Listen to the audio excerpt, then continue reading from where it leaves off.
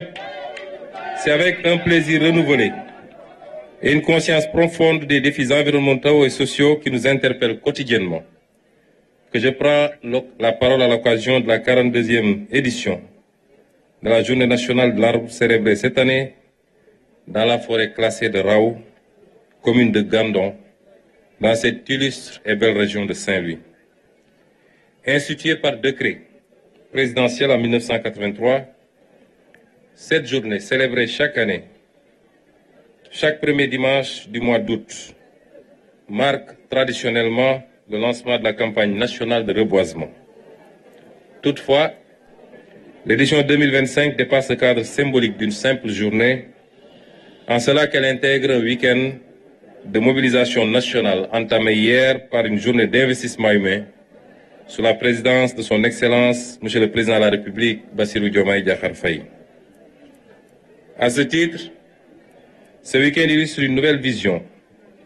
Il est conçu comme un temps fort d'action convergente, fondé sur une mobilisation citoyenne, inclusive et intelligente, articulée autour du plan d'action innovant et transformationnel. Mesdames et messieurs, chers concitoyens, notre ambition est claire, engager une transformation structurelle de la reforestation au Sénégal en parfaite cohérence avec les orientations de la vision 2050, en particulier son axe 3, aménagement et développement durable, mais également en parfaite cohérence avec les engagements de notre pays dans la lutte contre le changement climatique. C'est pourquoi cette édition se distingue par une structuration inédite et des innovations majeures que je souhaite ici souligner.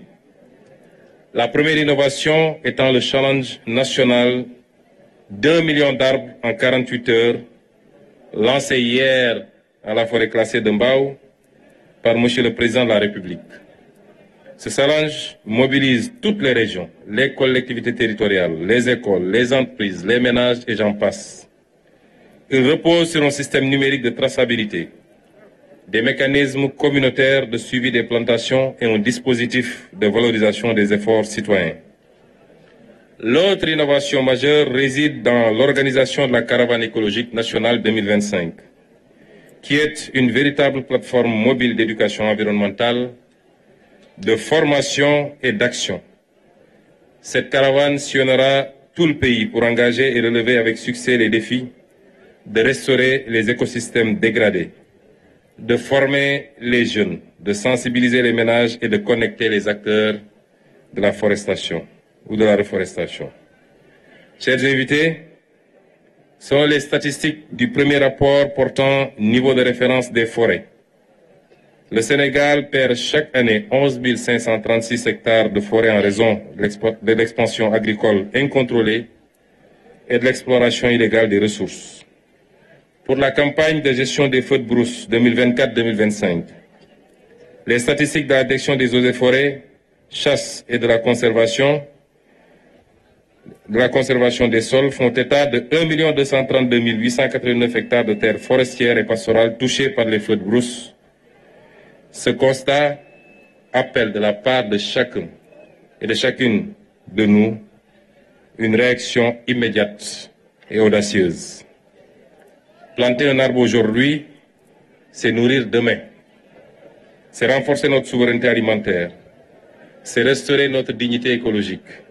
C'est bâtir un avenir durable et résilient. Le choix du sud de Raou n'est pas fortuit. Situé au carrefour des communes de Gandon, Pal, Fass Ngom et Saint-Louis, à la croisée des dynamiques sahéliennes et côtières, cette forêt classée, qui est intégrée à la réserve de biosphère transfrontalière du delta du fleuve Sénégal, se distingue par sa biodiversité exceptionnelle. Cependant, elle est menacée par l'urbanisation galopante, le surpâturage, la coupe illicite de bois, les effets du changement climatique. Restaurer cette forêt, c'est envoyer un signal fort aux fins d'inverser la tendance à la dégradation du couvert végétal, à l'échelle locale comme nationale. Et cette volonté se reflète également dans le choix des deux arbres parrains, à savoir le manguier, pilier économique de nos terroirs et levier de souveraineté alimentaire.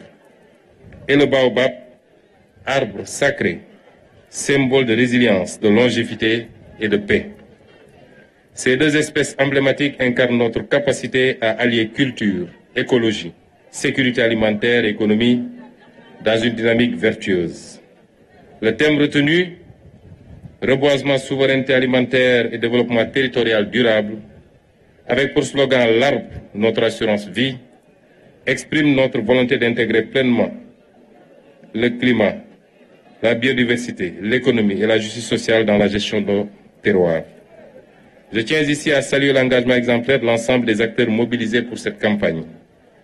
Je pense au ministère de l'Environnement et de la Transition écologique, sous le leadership du ministre, le professeur Daouda Ngom, à travers la direction des eaux et forêts, chasse et de la conservation des sols, l'Agence sénégalaise de reforestation et de la Grande Muraille Verte, ainsi que les autres services supports. Je pense également aux autorités administratives et aux collectivités territoriales, aux services déconcentrés, aux établissements scolaires, aux groupements féminins, aux jeunes volontaires, aux partenaires techniques et financiers, ainsi qu'à toutes les forces vives mobilisées dans ce grand élan collectif. Mes remerciements appuyés vont également aux communes de Gandon, de Fasngom et de Pal, à l'ONG Tri-Aid et au projet Promouvoir Saint-SL, qui est le projet d'une muraille verte à Saint-Louis, à la SONAGED et à l'ISRA. Chers compatriotes, la campagne 2025, par sa conception, son format et son esprit, incarne un tournant stratégique pour notre pays. Oui, reboiser est un acte patriotique. Mais en 2025, au Sénégal, reboiser se conjuguera au temps de l'innovation, de l'inclusion et de la transformation systémique. Reboiser, c'est investir dans un avenir radieux, sobre en carbone, solidaire, juste et prospère. Au nom de son Excellence, le Président de la République, je déclare officiellement lancée la 42e édition de la campagne nationale de reboisement 2025. Plantons aujourd'hui pour récolter demain. Merci de votre attention. Voilà, le Premier ministre qui vient de finir son discours tant attendu ici à Raou. Un discours plein de sens. Les mots sont pas à la limite forts, mais je pense que ça permet de montrer la situation actuelle dans laquelle se trouve cette forêt de Raou. Mais au-delà de cette forêt de Raou, c'est la situation globale au niveau national qui a été retracée